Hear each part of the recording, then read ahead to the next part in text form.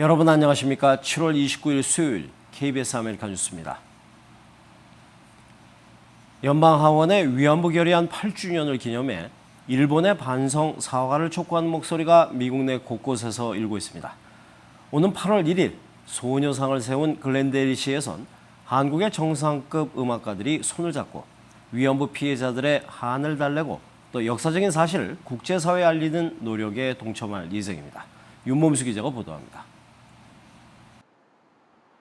오는 토요일 글렌데일 알렉스 극장에서 막을 올리는 위안부 피해자의 날 콘서트. 연방 하원 위안부 결의안 8주년을 맞아 또 글렌데일시가 제정한 위안부의 날 4주년을 기념해 열립니다. 이번 공연에는 한국과 미국 그리고 한인사회 음악인들과 예술인들이 어우러져 한 무대에 오릅니다. 다른 공연과 달리 이번 역사적인 어떤 우리의 지나간 사실을 이렇게 음악과 함께 이렇게 뭐랄까 재조명하고 또 그러는 기회가 돼가지고 저는 굉장히 좀 마음이 설레입니다. 만국 공용어인 음악을 통해 일본의 역사적 만행을 널리 알리는 뜻깊은 일에 모두가 흔쾌히 동참했습니다. 오프닝 무대에서는 위안부 피해자들의 한을 예술로 승화시킨 부채 공연이, 본 공연인 클래식 공연에서는 미주 지역의 음악단체인 도산 오케스트라와 한국의 정상급 성악가들이 고향을 그리워했을 당시 피해자들의 향수를 노래합니다. 부채춤이 꽃을 상징을 해요. 그래서 그 아름다운 소녀가 상처받은 것을 생각하면서 저희가 헌화하는 마음으로 부채춤 공연을 올립니다. 공연에 앞서 열리는 VIP 행사와 기념식에는 에드로이스 연방 하원 외교위원장과 애덤 시프 연방 하원의원 등 미국 내 주요 정계 인사들도 참석해 결의안 8주년과 위안부의 날을 함께 기리고 추모할 예정입니다. KBS 아메리카 주최 광복 70주년 기념 평화 콘서트의 일환으로 열리는 이번 공연은 오는 토요일 저녁 7시 글렌데일 알렉스 극장에서 열립니다. 평화 콘서트는 이후 다음 달 9일 장소를 샌페드로 우정의 종각으로 옮겨 바다사라 환경 콘서트로 이어질 예정입니다. KBS 뉴스 윤범수입니다. 일본군 위안부 피해자 2명이 일본 정부와 기업 등을 상대로 명예훼손에 대해 사과하고 피해를 배상하라는 내용의 소송을 캘리포니아 연방법원에 제기했습니다. 한국에 거주하는 위안부 피해자 유이남 할머니와 이름을 밝히지 않은 또 다른 위안부 피해자 등 2명의 피해자가 캘리포니아주 북부지구 연방지법에 이 같은 내용의 소장을 제출했습니다. 이번 소송의 피고로는 일본 정부와 함께 히로히토 전 일왕, 기시 노부스케 전 총리, 그리고 미쓰유와 미쓰비시 등 일본 기업 7곳이 그 대상입니다. 다음 달 아베 총리의 담화 발표를 앞두고 국제사회가 움직이고 있습니다. 한미일 세 나라를 비롯한 전 세계 지식인 500여 명이 일본의 과거사 사죄와 반성을 촉구하는 공동 성명을 발표했습니다. 보도에 이하경 기자입니다. 지난 2010년 일본의 한국 강제병합 100년을 맞아 공동 성명을 발표했던 한일 지식인들이 5년 만에 다시 모였습니다. 참가자들은 다음 달 아베 총리의 종전 70주년 담화에서 일본이 진정한 과거사 반성과 사죄의 뜻을 밝혀야 한다고 촉구했습니다. 미래는 과거를 덮어두고 말하는 것이 아니라 과거를 청산하고 말하는 것이다. 아시아의 역사적 화해에 성공하는 담화를 기대하고 싶다. 뜻을 같이 한 지식인들은 모두 500여 명, 노암 촘스키와 브루스 커밍스 등 미국과 유럽의 석학들도 성명에 동참했습니다. 진실을 반드시 꺼내서 우리들의 미래에는 이런 모순이 전면에 나서는 일이 없도록 過去を反省し、そしてそこから抜け出していくためには何が必要かということを考えている、問題を提起している声明であります。 과거사 갈등의 핵심인 위안부 문제 해결과 강제노동의 명확한 인정도 일본 정부에 요구했습니다. 다음 달로 예정된 아베 총리 담화 발표를 앞두고 위안부 문제의 근본적인 해결을 촉구하는 국제사회의 압력이 더욱 거세지고 있습니다. KBS 뉴스 이하경입니다. 어렸을 때 병으로 두 손을 잃은 8살 소년이 자신의 꿈이던 야구를 할 수 있게 됐습니다. 최연석 양손 이식 수술에 성공했기 때문입니다. 뉴욕 김일강 통신원입니다. 두 손이 없는 소년이 게임을 하고 식판에 음식을 담습니다. 이 소년의 소망은 철봉에 매달려 보는 것. 이제 그 소망을 이루게 됐습니다. 어린이를 대상으로 한 양속 이식 수술이 처음으로 성공했기 때문입니다. And when I met Zion, I said to him, and I didn't know what the response would be, why do you want hands? 8-year-old, I'm figuring what kind of response would he give me? He said, I want to climb on the monkey bars. 이 소년은 8살의 지온 하비. 지온은 2살이 되던 해 심각한 바이러스 감염으로 사지절단과 신장 이식 수술을 받았습니다. 하지만 성격이 밝고 활달해 음식을 먹고 컴퓨터도 스스로 다루는 소년으로 성장했습니다. It's hard to describe because he's always been this way. So I told him I wasn't going to cry. I'm sorry. He's telling me to hold it together. I'm sorry. He's amazing in his own right. For me, it's just like a blessing. I've been blessed. 40여 명의 수술팀은 4그룹으로 나눠져 기증자와 지온의 손을 담당했습니다. 지온과 기증자 간의 혈관을 연결한 이후 힘줄과 근육 하나하나를 연결했습니다. 수술 시간은 총 10시간, 대성공이었습니다. I want to say to you guys, thank you for helping me through this bumpy road. 손이식 수술을 받은 사람은 전 세계에 25명. 어린이가 손이식 수술을 받은 것은 이번이 처음입니다. 지금까지 뉴욕이었습니다.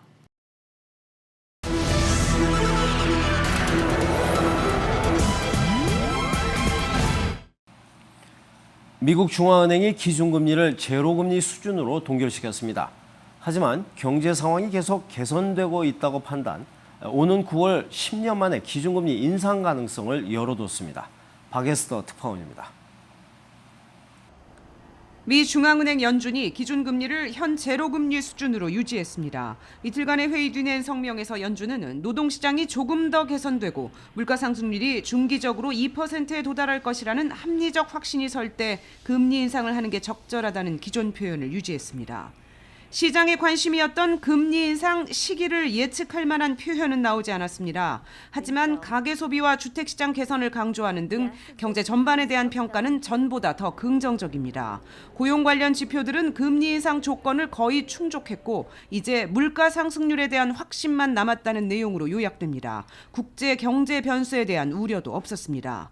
오는 9월 거의 10년 만에 첫 기준금리 인상 가능성이 더 높아졌다고 현지 전문가들은 분석했습니다. 옐런 연준 의장은 금리 인상을 서두르지 말라는 국내외적 요구에도 연내 금리 인상이 적절하다는 입장을 밝혀왔습니다. 기준금리 동결에 힘입어 다우존스 스탠더드 앤 푸어스 등 뉴욕 주요 증시는 일제히 상승했습니다. 이에 앞서 런던 증시가 1% 넘게 오르는 등 유럽 주요국 증시도 중국 주가 하락 불안이 해소되면서 상승 마감됐습니다. 뉴욕에서 KBS 뉴스 박에스더입니다. 비행기 연료가 거의 다 떨어져서 빨리 착륙해야 하는데 착륙이 늦어질 경우 어떻게 해야 되겠습니까? 이런 아찔한 상황이 노스다코타에 착륙하려는 한 저가 항공사 여객기에서 발생했습니다. 우정화 기자입니다. 여객기 한 대가 착륙을 위해 미국 노스다코타 파고공항에 접근합니다. 그런데 갑자기 연료가 거의 바닥났다는 신호가 계기판에 들어옵니다. We're circling Fargo. We don't have enough fuel to go anywhere else. There will be a window of opening in about 20 minutes for land. Yeah, I don't have 20 minutes. 라스베이거스에서 이륙이 늦어져 연료를 많이 썼기 때문입니다. 더욱이 파고공항 상공에선 전투기들이 훈련을 하고 있어 착륙이 불가능한 상황. 150명이 타고 있던 여객기는 추락 위기에 몰렸습니다. Airport, which is 70 miles to the north. Yeah, listen, we're at bingo fuel here in about probably 3 to 4 minutes, and I got to come in and land. 연료가 바닥난다는 마지막 경고 신호가 들어온 순간 전투기들이 급히 길을 내줬고 비행기는 가까스로 착륙했습니다. So there were two mistakes here. One, nobody picked up that the Blues were practicing, and two, they didn't leave themselves enough gas in case there was another problem at that airport. 비용을 아끼려고 규정된 최소한의 연료만 싣는 일부 저가 항공사의 위험한 비행이 승객들의 목숨을 위협하고 있습니다. KBS 뉴스 우정화입니다. 미국과 일본 등 12개 나라 통상 무역 장관들이 하와이에서 환태평양 경제동반자 협정, 즉 TPP 협상을 마무리하기 위한 강요 회의를 이틀째 갖고 있습니다. 협상이 타결될 경우에 세계 최대 경제 블록이 되는데요. 한국 정부도 그 결과를 예의주시하고 있습니다. 워싱턴 김성진 특파원입니다. 협상을 주도하고 있는 미국과 일본은 이달 중순 도쿄 양자 협상을 통해 주요 쟁점에서 의견 접근을 이룬 것으로 알려졌습니다. 일본이 연간 미국산 수입쌀 7만 톤에 대해 관세를 물리지 않는 대신 미국은 일본산 자동차 부품 중 절반 정도에 대해 관세를 철폐하는 안입니다. 일본은 현행 38.5%인 미국산 쇠고기 관세도 15년에 걸쳐 9%까지 낮출 것으로 알려졌습니다. 내년 대선을 앞둔 미국이 중국을 견제할 아시아 중시 정책의 핵심 수단으로 협상을 밀어붙이고 있지만 타결을 낙관하기는 이릅니다. 캐나다가 낙농품 시장 추가 개방에 말레이시아와 싱가포르는 국영기업 특혜 철폐에 강력하게 반발하고 있습니다. 생물의약품 특허기간 연장, 투자자 국가 간 소송 제도 등을 놓고도 협상 당사국 간 이견이 여전합니다. 협상 타결 시 국내 총생산 기준 전 세계 40%, 한 해 교역량 10조 1,800억 달러의 세계 최대 경제권이 생겨납니다. 이미 간접적으로 협상 참여 의사를 밝힌 한국은 협정문이 나오면 최종 입장을 정리하기로 했습니다. 수출로 먹고 사는 한국이 세계 최대 시장을 외면할 수 없다는 현실론 속에 한미 FTA보다 클 것으로 예상되는 농업 분야 개방이 막판 최대 걸림돌이 될 것으로 예상됩니다. 워싱턴에서 KBS 뉴스 김성진입니다. 프랑스에서 영국으로 가는 해저 터널 출발 지점인 프랑스 칼레앙에서 불법 체류자 3,500여 명이 연 이틀 새 영국으로 미입국하려고 터널로 진입을 시도해서 한때 극심한 혼란이 벌어졌습니다. 박진영 기자입니다. 어둠이 짙게 깔린 프랑스 북부 칼레앙, 영국으로 가는 유로터널이 시작되는 곳입니다. 몇몇 사람들이 주위를 배회하며 눈치를 살피더니 갑자기 철조망을 뛰어넘습니다. 영국으로 밀입국하려는 아프리카와 중동 출신 불법 이주민들이 트럭 터미널로 진입한 겁니다. 연이틀 새벽 사이 3,500여 명이 들어가 영국행 트럭에 몰래 타려다 발각됐습니다.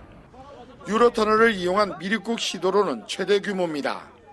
프랑스 경찰이 출동해 200여 명을 체포했으나 수단과 이집트 출신 이주민 2명은 숨졌습니다. 때문에 칼레앙 터미널의 교통은 마비되다시피 했습니다. 불법 이주민들은 영국이 프랑스보다 일자리 구하기가 쉽다는 소문에 밀입국 시도를 계속하고 있습니다. يعني بقيت إنسان محبط لأبعد الحدود. فرنسا حتى لو ودتني لجوء تقدر تدمجني في المجتمع عندها برنامج لي أنا دماء حالتي بشر أنا بشر اهتمام بي. 밀입국에 대한 프랑스와 영국의 입장은 강경합니다. De ceux qui n'ont pas vocation à rester en France, qui n'ont pas vocation à venir en Grande-Bretagne. 유럽에 들어온 난민과 불법 이주자가 올해만 15만여 명. 유럽연합은 밀입국 알선 조직에 대해 군사작전까지 승인했지만 밀입국을 줄이기 위한 근본적인 대책은 되지 못하고 있습니다. 파리에서 KBS 뉴스 박진현입니다. 오늘 뉴욕 증시는 연방준비제도가 기준금리 동결을 결정한 가운데 상승했습니다. 원달러 환율은 1,165원입니다.